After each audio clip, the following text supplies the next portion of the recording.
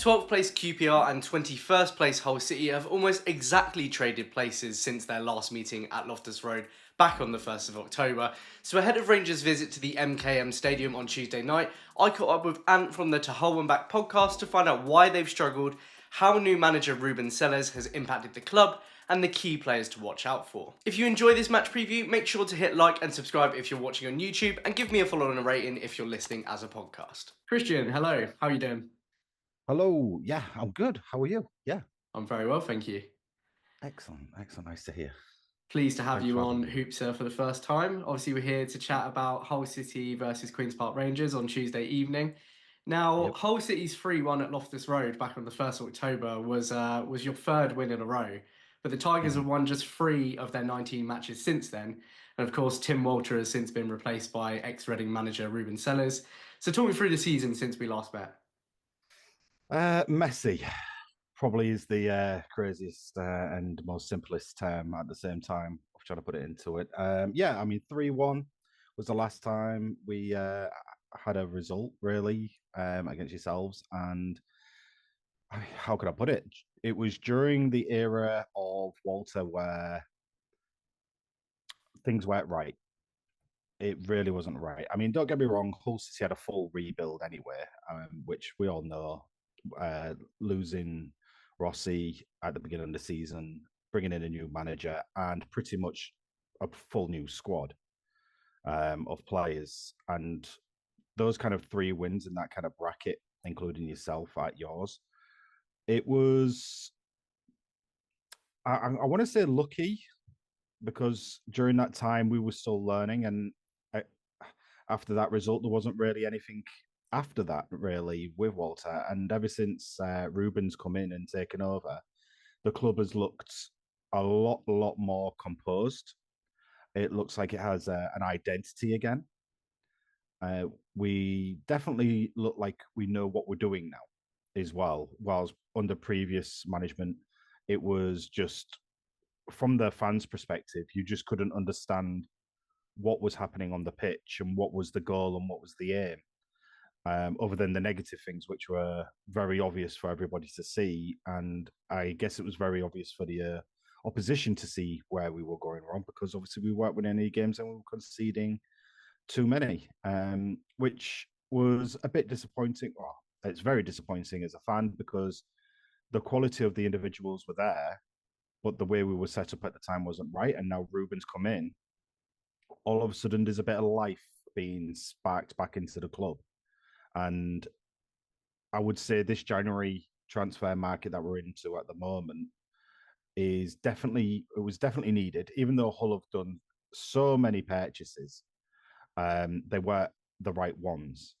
Now we're looking at the quality over the quantity. Don't get me wrong, there's still one or two that we're going to be getting in as the depth issue, but the sole focus is on quality.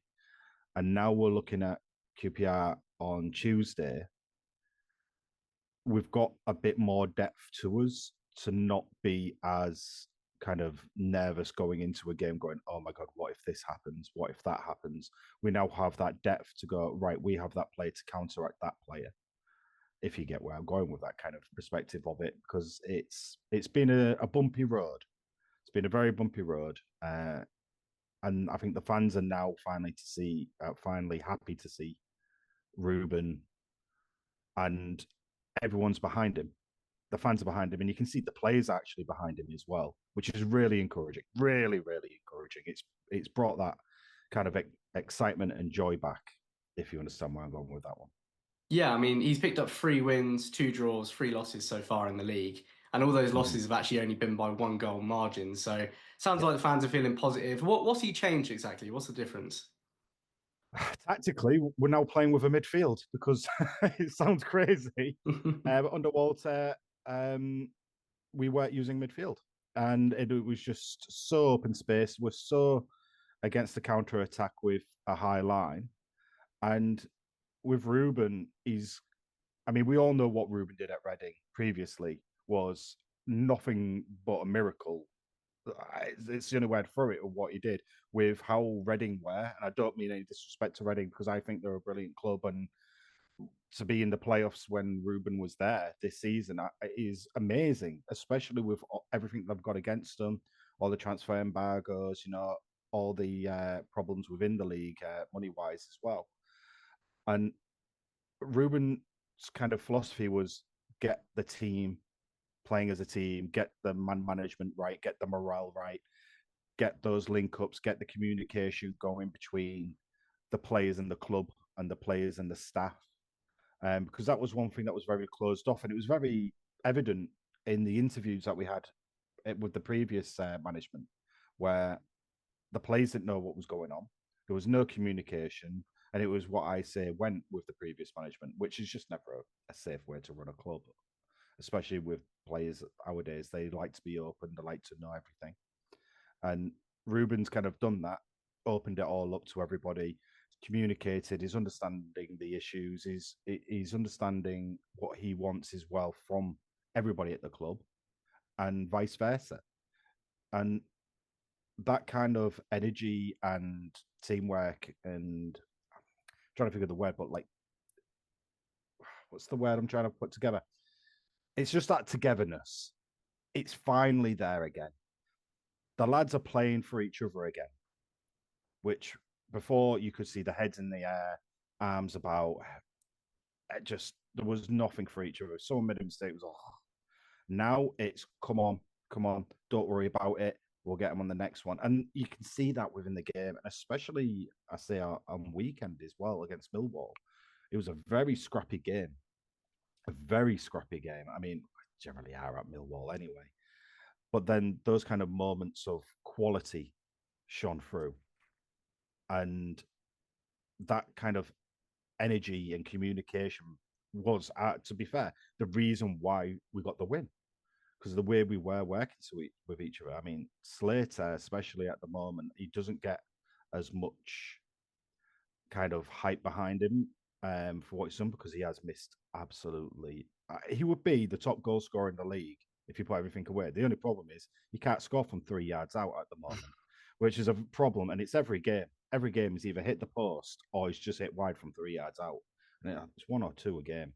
And but his energy on the pitch and his communication to everybody on the pitch at the moment is one of the reasons why the players around him, especially the young players and the new players which are in the club, is one of the reasons why we're working so well. So I don't know if Ruben's got into his ear and gone, you're over here, you're over there, you're everywhere to talk to everybody because it just seems like we are now playing for each other again, which is thank you. It's one of those thank you, Ruben, already. He's already a hero.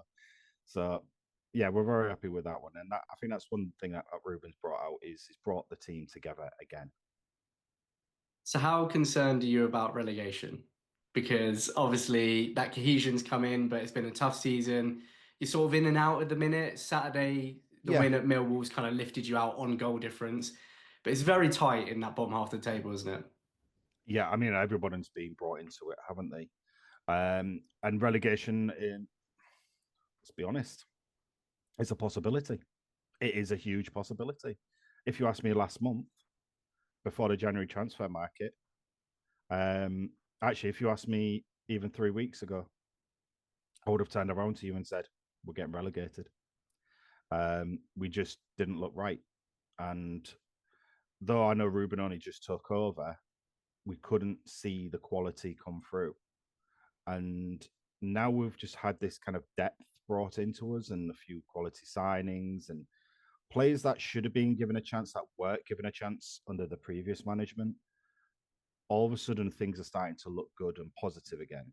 So, with respect to relegation, yes, it is a possibility because the championship is the hardest league in the world, really. It is. It is a Premiership. You've got your top six, top five, top four, and then you've got the rest of them. The Championship, you can yes, all right. There's a bit of a split now between the top and the bottom, but for a good 50% of the season, there's no more than 10 points that split everybody generally throughout the full season. So everybody's fighting for that kind of want to go up and the same mentality, hit the playoffs, hit automatics. So to be in the relegation battle at the moment, yes, it's a possibility because we are in a relegation battle. Do I see us still being here at the end of the season? At the moment, no. At this split moment, but that can easily change in a few games' time. We have a really hard run coming up, a really hard run, including QPR, because QPR are on fire at the moment. There's no denying it. They are on fire. I mean, Frey is a goal machine generally, and then you've got it's pretty much your super sub at that. From what I've seen, is it Coley? Ryan Colley, yeah, Ryan 19 years Coley, old. yeah. Like he comes on and I'll just get a goal for you. Don't worry about it, lads. Every time I've looked into it or I've seen a highlight, it's been his name. I don't know how many he's got this season. It must be 4 or 5 at least from coming on or even Yeah, playing a little he's stint. got 5 so far. Yeah, I mean Yeah, he's come out of nowhere, to be honest. I mean the fans have been wanting to see him for quite a while. He's getting his minutes, he's taking his chances. So yeah, it's very yeah. positive. And that's the thing. When you've got players at QPR now firing on those type of cylinders, and you've just got Hull that are just kind of still rebuilding, it's going to be a interesting game. Let's just say it's going to be interesting. I mean, we are at home, but it means nothing for Hull. It really meant nothing. I think in the end, it was 4 wins at home throughout the whole of 2024, which is one of the worst stats you could ever have. It's not just this season, it's the whole of 2024. So things weren't right and things haven't been right. However, like I say, Ruben's coming in, he's started to get his magic wand out and do things. So hopefully, sorry, QPR, but hopefully we turn it around at home and may continue these wins at the moment because we need those points. We really need those points. It's desperate. Yeah, fair enough. So who should QPR be worried about then, and where can Rangers cause Hull City problems? It does depend on the lineup for Hull because it is very all over the place at the moment, especially a lot of the new signings as well. I'd say our biggest weakness is at the moment for us, if you're attacking us, sorry, against us, would be our left back. We don't have one. We just don't have one. I mean, we've got Matty Jacobs, who is young, academy lad, came through, played on and off stints throughout the championship as cover or when needed. Um, however, he hasn't played the last few games down to injury. And like last week, we had Sean McLaughlin, our centre back, play left back, and I think the last time he played left back was about 4 or 5 years ago, at least. And he's also more off it. I want to say our backup centre back as well, so he's not even our kind of main starter. Um, so if you're gonna get at us, that would be the side to get at us at. Unfortunately, we lost Louis Coyle, our right back, um, against Millwall to a very it's an injury. Nice slice of his ankle. Nice chunk has been taken out of his ankle. So he is out for. They haven't really given it a time yet because they're still putting him back together with paper mache. However, we do have Drame as good cover, who came on really well last week. So he's going to be a bit more attacking on the counter attack against QPR. The one thing I would say is our central midfield is looking absolutely beautiful at the moment. Alzate and Pedro and Puerta.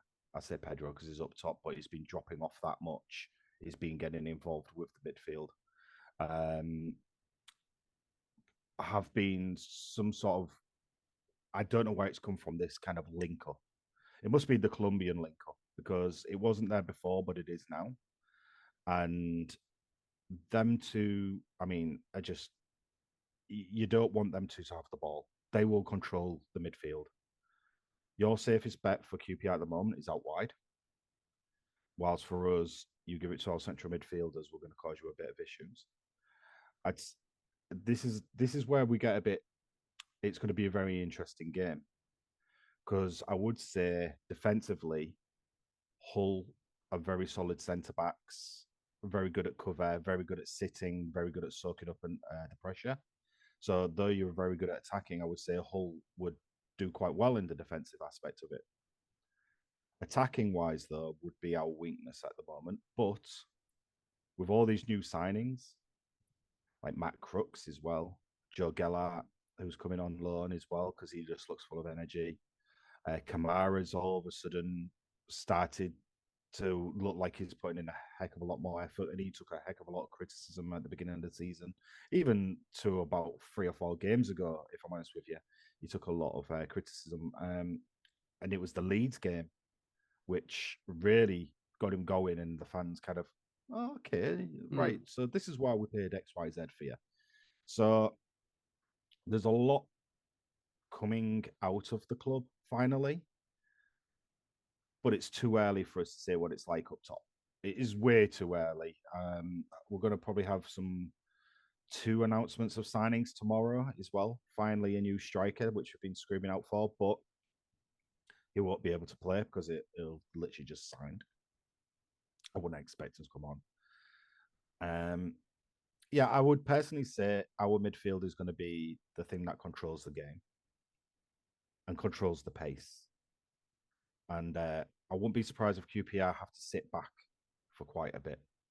But then again, at the same time, with regards to Hull, I wouldn't be surprised that we're going to have to take a lot of pacey attacking threats and a lot of shots peppered at our goal. Because QPR in the attack look very attractive at the moment. And I'm all credit to QPR. I just can't wait until we look exactly the same with our midfield behind and finally a left back that can come in and make our backline complete, because then we won't be in this mess as a relegation battle. And once again, we'll be one of those teams pushing. But as it stands, we're not.